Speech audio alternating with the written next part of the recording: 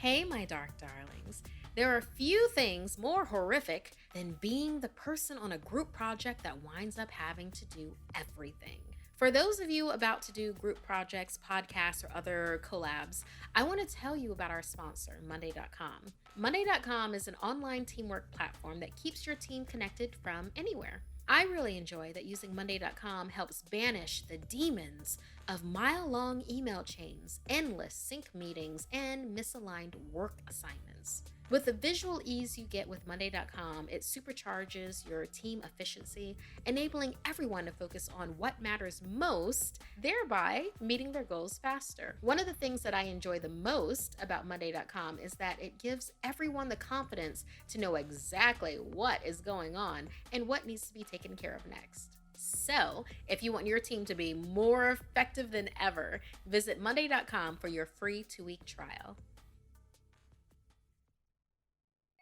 Hello, my dark darlings. I'm Markeia, and this is the Something Scary podcast. To our veteran listeners and those sheltering into the dark with us for the first time, welcome.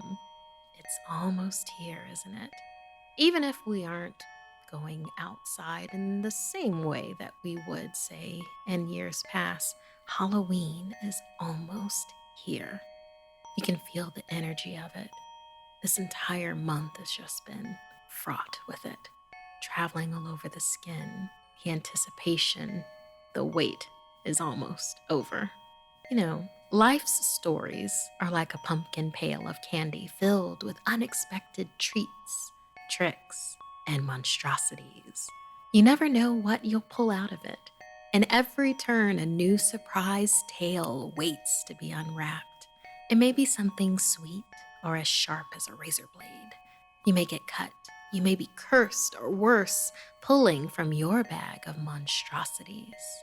Before we get to the stories today, I want to tell you about a spooky surprise we have coming just in time for Halloween. A new series, a supernatural thriller called The Shadow Diaries. Go to Spotify and check out the trailer and hit follow. I'll be sharing a few more details about it next week, but trust me, it's gonna be scary. And, well, I'll leave you there for now. First, just one bite of stolen candy has horrific consequences.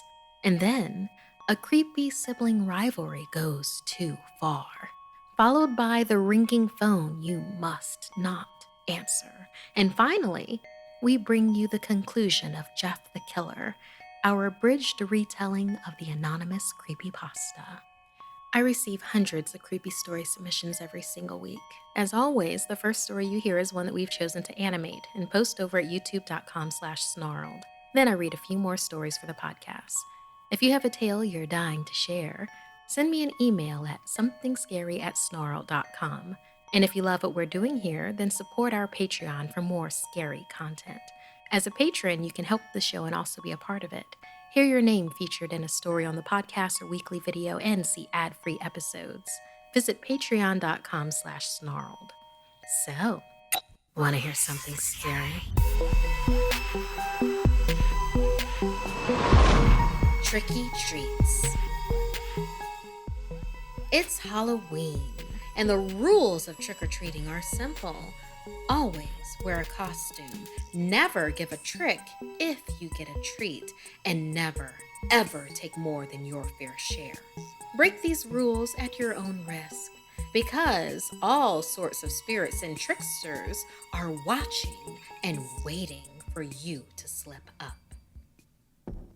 Alphonse and his brother Parker lugged their candy-loaded pillowcases through the neighborhood, avoiding the angry parents who had caught on to their scheme. They were too old to be trick-or-treating for the past 2 years and didn't even bother wearing costumes this year. It was the time of night during Halloween where people just left bowls of candy out for kids to help themselves, while they went out for more adult festivities. You were only supposed to take one piece from the bowl, but that didn't matter to Alphonse and Parker. They took everything. They'd eat a lot of it, but like every year, a bunch of it would go to waste and eventually get thrown out. And yet, it still wasn't enough. If it was there for the grabbing, whether they needed it or not, they'd take it. They wanted everything. which is what led them to the one house everyone avoided. They said Dr. Elfman was some kind of mad scientist, forced into retirement from Big Pharma because she went too far with animal testing. There were even rumors that she was the one responsible for all the pets missing in the neighborhood. No one ever knocked on her door during Halloween or any other time of year because her and her house were far too creepy.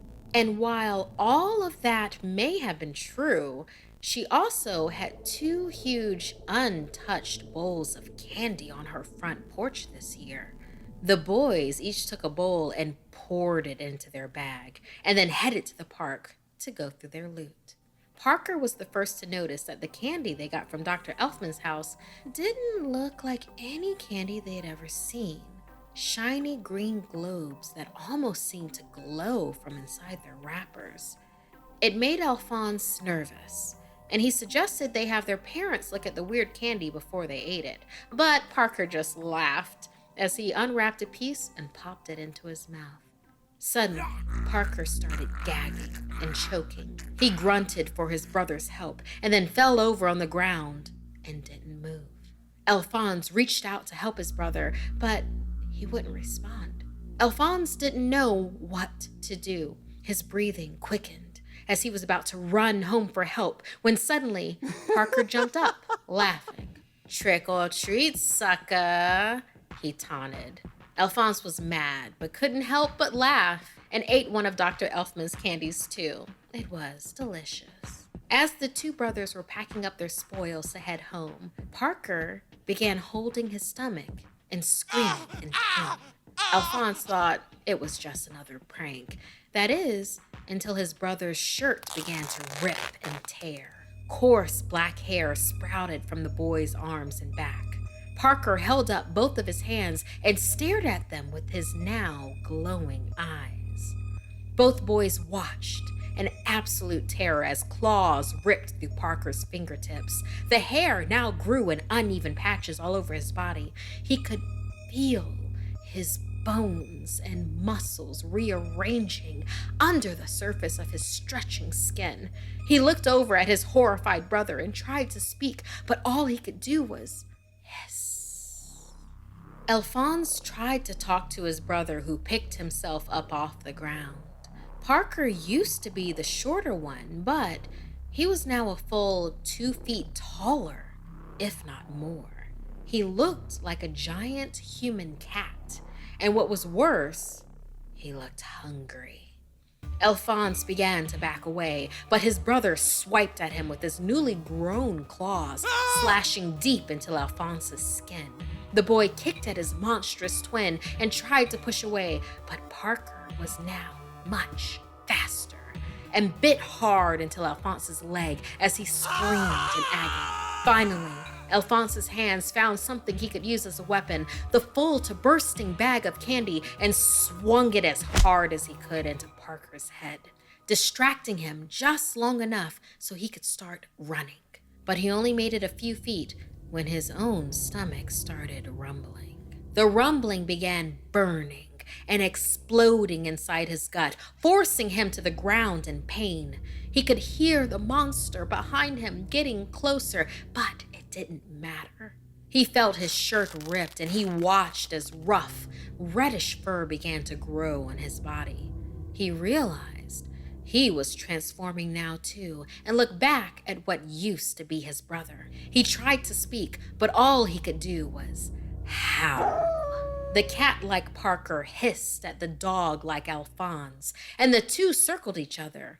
Only one was leaving the park tonight. Alphonse snarled and growled and barreled into his brother. He bit into Parker's arm and shook his head ferociously, refusing to let go. Parker shrieked in pain and dug both claws into his canine brother's flesh. Alphonse yelped and released his hold, crunching low to strike again.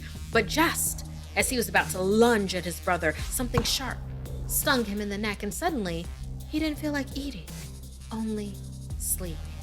His brother closed in for the kill, but didn't make it as he was also hit with a sharp dart in the neck.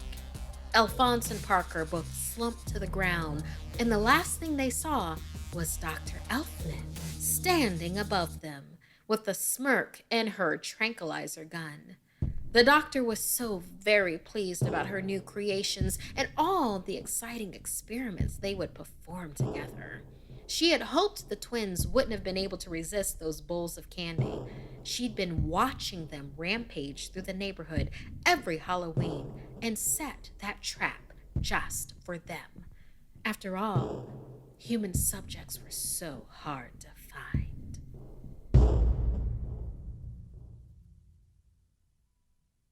We've all been at that point. You've binged back to back episodes of Something Scary. Maybe it was the podcast involving the rake, the black ooze, and the monster who mocks. Then you realize a new episode isn't coming out until next week. So, what until then? I'd recommend taking a quick break to decompress with our best fiends. The thing I love about Best Fiends is how it helps promote friendly competition between me and my family and friends. I'm usually just single player with my games, but something about Best Fiends charges the warrior in me to challenge my family from dominating the leaderboards. Best Fiends is a fun way for some quick interaction with them and gives me and my mom something else to talk about on our next call.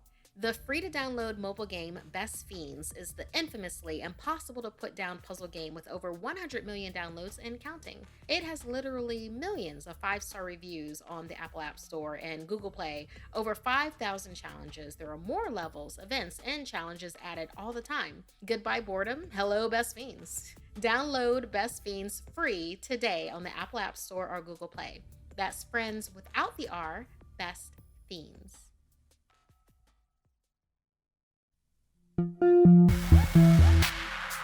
Sibling rivalries are quite common. However, when they are left unchecked, very bad things can happen. Like in this story, inspired by Briany. When Evelyn and Evan were younger, they were inseparable. They shared toys, books, and sometimes clothing. They even pretended to be one another, and no one would ever notice. As they got older, the twins grew apart. Evan believed it was because his sister wanted more privacy, but really, she resented her brother because he was always praised and even loved more by their parents. "Why can't you be more like your brother?" her parents would lament. It tortured her. She became even colder and more distant towards her brother. She often yelled at him and would physically push him away when he got too close. Finally, she decided she had to do something about it. She decided everything would be much better without her presence in the family. After months of plotting and planning, Evelyn finally made her move one night when her parents were out of town. She waited until her brother was asleep and snuck inside his room. Evan stirred. "Evie, is that you?" She hadn't heard that nickname since they were children and were very close. This infuriated Evelyn. "Don't call me that," she shouted as she shoved him off the bed. Evan winced and asked why was she so mad at him all the time, why she wouldn't talk to him. He wished they could be happy and have fun together like when they were younger. "They always compare me to you. As long as you're perfect, they will love you more. Our parents wouldn't care if I was gone." Evelyn's anger consumed her, and she started kicking her twin brother. He cried and apologized over and over, but his innocence only made Evelyn angrier.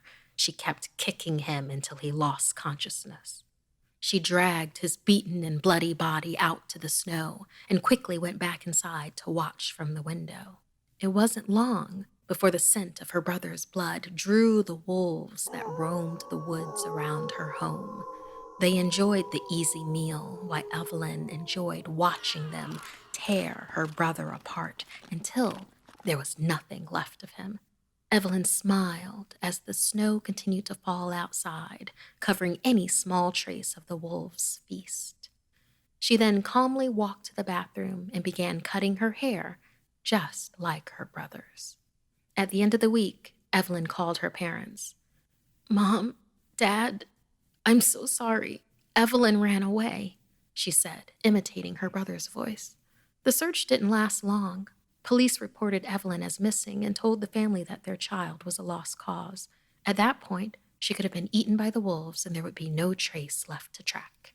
Evelyn could now be her parents' favorite, disguised as Evan. Or so she thought. As the months went by, her parents continued to miss their daughter, often staying up long hours, fondly remembering her and her achievements. Her plan had worked too well. Her parents finally loved Evelyn more than anyone else in the world, only now she was Evan and couldn't bask in that love. Sadness and anger overwhelmed the girl, and she made another plan. When her parents got home that night, the table was set. They were touched that their son Evan made dinner for them. He even made a place at the table for their dearly departed daughter. After they finished their meal, Evan excused himself. He had a surprise for them. After a short amount of time, they were astonished when Evelyn entered the room. The girl confessed everything to her parents, how she murdered her twin brother and left him for the wolves, how she took on Evan's identity and faked her own death, how she did it all for their love and their approval. At first, her parents didn't believe it. They thought Evan was wearing his sister's clothes, but as the girl continued to speak, they saw it was truly her. As the truth of their actions dawned on them both, of what they'd had and how horrendously it had been lost due to what they'd encouraged, a harmless sibling rivalry. Like their daughter, it drove them insane. Overcome with agony, they left the house and ran into the woods. Maybe it was a mad attempt after all this time to somehow find Evan and fix their mistake. Maybe it was in shame, hoping the same wolves that took him would also take them. Either way, Evelyn stood frozen, watching the wolves attack and tear her parents apart, watching from the same window as she went from an only child to an orphan. Evelyn spent the rest of her life in a psychiatric hospital, but she wasn't alone because of the wolves. The howling, feasting wolves were always in her head as company. Thank you so much, Briany, for inspiring this story for us. I have a younger brother, and while I would never feed him to the wolves, never, never, ever, ever, there are times when I could think, might not be such a bad way for him to go. Of course, since he's still alive and well, I never would go through with anything like that. But sometimes he gets a look in his eye, and I wonder if he would think the same thing about me. Listeners, do you know of any missing person reports where you suspect foul play? Where a family member conveniently benefited? If so, send us those stories to SomethingScary@snarled.com.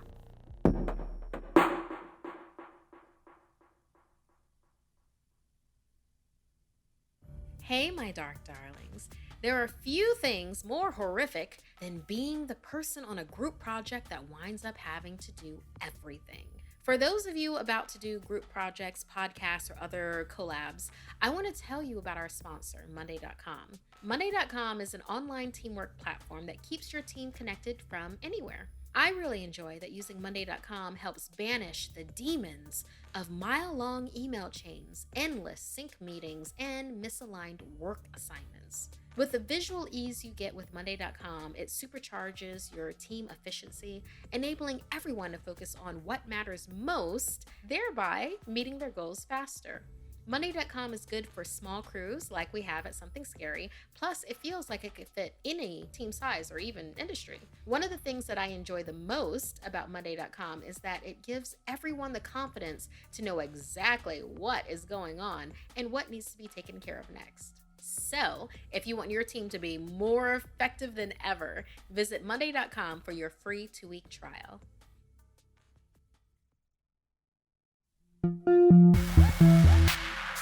The call is coming from inside the house, but this time it's in an unexpected way.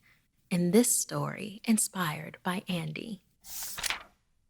Dear Markeia, I have been watching and listening to Something Scary stories for a few years now. I love the stories and how they are told.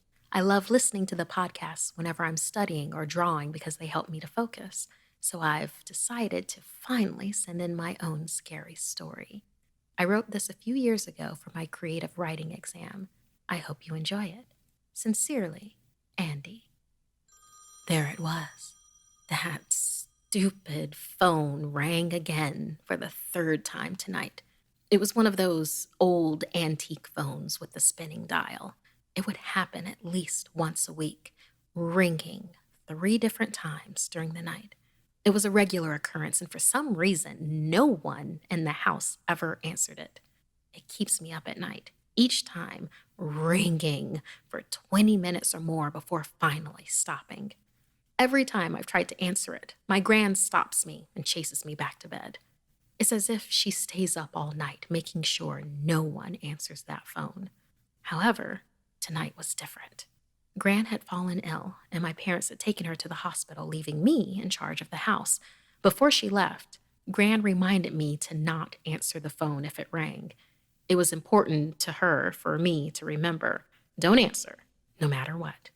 Truth be told, I hadn't thought of anything else except finally answering that phone.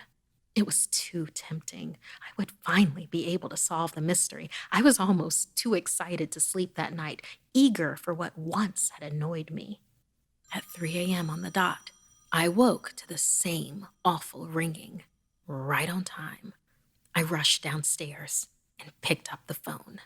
There was nothing on the other end except loud breathing and slight static. Suddenly, whoever was on the other end started laughing. The laugh made my insides turn, and it sent a shiver up my spine. The laugh was deep and menacing. It sounded almost like the grinding of metal and stone. Then a deep, almost broken voice said, "You should have listened to your gran." I then saw my own cell phone buzzing on the small end table next to the phone. How did it get there? I remember leaving it in my room. It was a text from Gran. We're on our way. Hide. Suddenly, there was a loud banging coming from the attic. I heard the attic door fall open along with the sound of the ladder falling down. I was petrified. I couldn't move. After gaining back some of my willpower, I slowly turned around, and on the platform of the stair stood a sickly, blackish gray thing on all fours. It had sharp, jagged black teeth and no eyes. Its limbs were bent in an odd, crooked, broken way with the bones almost sticking out. Its skin was wrapped so tightly around its skeleton it was almost translucent. Then it was suddenly behind me. "You should have listened," it said over and over, almost tauntingly before laughing again as it did earlier. I was dragged into the darkness and felt my skin ripped apart. The shock made me black out. When I regained consciousness, I heard crying. On all fours, I tried to feel where I was. There was no light, but I felt as if I was right above the sounds. From the vent, I peered down and saw my gran and parents crying over my body. It was ripped apart, but I was still here. Just like your brother, Gran sobbed at my mother. I cried and yelled for them until my throat felt raw and then banged and clawed at the attic floor. Overwhelmed with desperation and despair, I felt my way around the vast and empty attic that had no exit, still trying to escape or get my family's attention. I don't know how long I was searching before I found what felt like a phone. I couldn't see the numbers, but I knew I had to dial it to call them, and I would try until I got the number right. Finally, late one night, I heard the old phone ringing below me. I had the number, but no one would pick up. Despair was replaced by anger as I dialed the number over and over, night after night. Slowly, I stopped remembering why I was up there making that call. Only the rage was left, and I knew that I would take it out on whoever finally answered that phone. Thank you so much, Andie, for sharing your story with us and inspiring this tale. I very much enjoy this. I love stories felled by our own hubris, or when we just won't listen to a warning I love stories where we end up becoming the monsters in the end. So, listeners, do you think that the caller, the original caller, was the narrator's uncle? Since that's what Gran said to the mother? And that somehow this house curses whoever picks up the phone to become the next demon behind its walls. I'll be honest, a small part of me kind of wants to get an antique phone just to be able to find out for sure.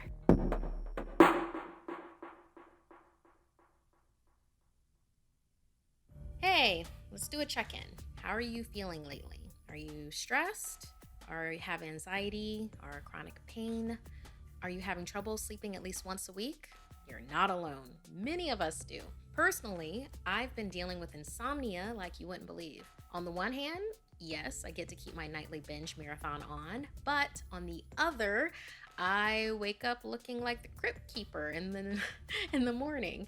So, as an option for you, we want to tell you about our sponsor, Feels. Feels is premium CBD delivered directly to your doorstep. Feels naturally helps reduce stress, anxiety, pain, and sleeplessness. I really enjoy Feels because the right dose of their CBD helps ease me to sleep during the night. I get quality sleep, plus my under eye is so very grateful. Maybe you're new to CBD?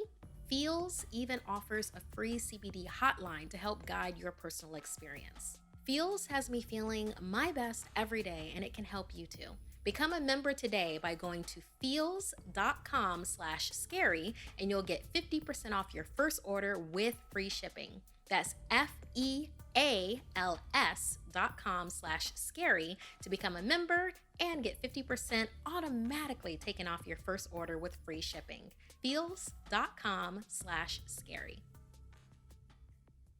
Something Scary is brought to you by the Hulu original series Hellstrom. Right in time for Halloween, a mature, suspenseful, mysterious, scary, dark, thrilling, chilling, authentic, dark, and dry humor, edgy, action-packed series.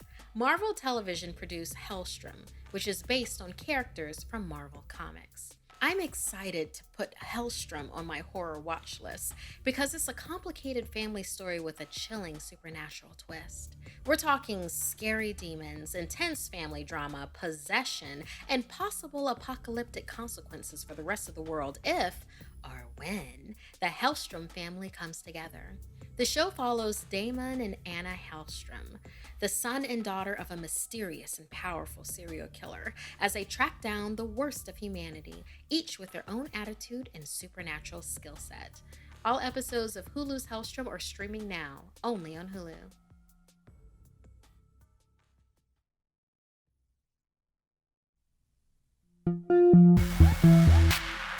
We conclude our retelling of the original creepypasta, Jeff the Killer. Our story picks up after Jeff's brother Lou confessed to and was arrested for stabbing the bullies that had harassed them first in their new neighborhood, even though those crimes were done by Jeff himself. The light shone bright in Jeff's room. It was the day of the neighbor kid's birthday party that his mother still wanted to drag him to despite his brother's arrest. They crossed the street over to Barbara and Billy's house. Jeff walked out back to a yard full of kids that were all running around in weird cowboy costumes. One of them came up to him and handed him a toy gun and hat. "Hey, wanna play?" he said. No, kid. I'm way too old for this stuff." The kid looked at him with that weird puppy dog face. "Fine," said Jeff. He put on the hat. At first, he thought it was totally ridiculous, but then he started to actually have fun. It might not have been super cool, but it was the first time he had done something that took his mind off of his brother Lou, taking the fall for his crimes. So he played with the kids for a while until he heard a familiar noise. The weird rolling noise of skateboards. The same skateboards used by the bullies from the fight that got Lou arrested. Jeff realized it too late, however, as the bullies saw him and jumped over the fence. Jeff dropped the fake gun and ripped off the hat as they looked at him with a burning hatred. One of them egged on the leader. "Get him, Randy," as he rushed at Jeff. They both fell to the ground, knocking over a table full of alcohol. Jeff didn't care. He was out for blood. It was their fault his brother was in jail. Once again, he got that strange, dark feeling. The one he hadn't felt for a while, not since he'd stabbed Randy. That's when it happened. Something inside Jeff snapped. His psyche destroyed, all rational thinking gone. All he wanted to do was hurt people. He grabbed the main bully, Randy, and punched him with everything he had, over and over, until Randy fell to the ground unconscious. Everyone looked at Jeff now, the parents, the crying kids, even the other bullies. Jeff ran inside and up the stairs. He heard the bullies follow up behind, knives ready. Jeff hit one of them with a towel rack to the face, immediately crushing their skull. The other bully dropped the knife and grabbed Jeff by the neck. He pushed Jeff into the wall. A jug of bleach fell down on top of them from the top shelf and splashed open. It burnt both of them and they both started to scream. Jeff wiped his eyes as best as he could and pulled back the towel rack and swung it straight into the bully's head. As the three of them laid there on the floor bleeding, one of the bullies smiled ominously and reached into his pocket. Jeff's eyes widened as the bully threw his ignited lighter at him. As soon as it made contact, the flames ignited the alcohol he'd crashed into earlier and combusted with the bleach on his face. Jeff let out a terrible screech and tried to roll out the fire, but it was no use. He was a walking inferno. He ran down the hall and fell down the stairs. Everybody started screaming as Jeff flailed and burned until finally he dropped to the ground, nearly dead. The last thing Jeff saw was his mother and the other parents trying to extinguish the flames. When Jeff woke, he had thick bandages wrapped around his face and body. He couldn't see anything, and his time at the hospital was a blur. He remembered his parents mentioning that the party witnesses testified hearing the bullies confessing to the original attack on Jeff and his brother and how Jeff stabbed them in self-defense. Lou was free and would be there when his bandages were removed. A few weeks later, the doctors unwrapped the bandages from Jeff. It was time for him to go home and everyone hoped for the best. But when they removed the bandages from his face, Jeff's mother screamed while Lou and their dad stared in absolute horror. What happened to my face? Jeff asked. He rushed out of bed and ran to the bathroom mirror. Jeff's lips were burnt to a deep shade of red. The skin color of his face had turned into a pure white, and his once soft brown hair was singed to a brittle black. He slowly put his hand to his face. It felt like leather, inhuman. He looked back at his family, then back at the mirror, and then back at them once more. "Jeff," said Lou, "it's not that bad."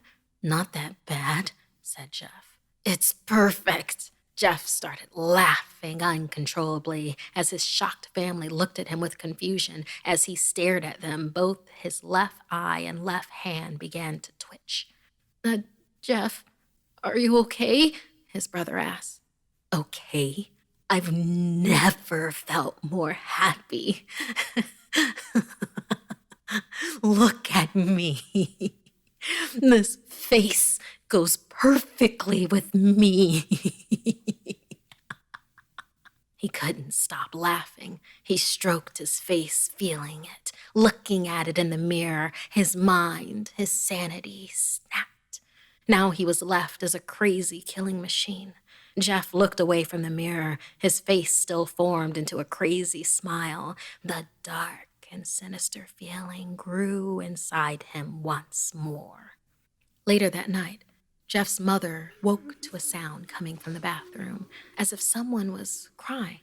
She slowly walked over to see what it was, and when she looked, she found a horrendous sight. Jeff had taken a knife and carved a smile into his cheeks. He looked over to his mother. "I wanted to keep smiling, Mommy, but I couldn't.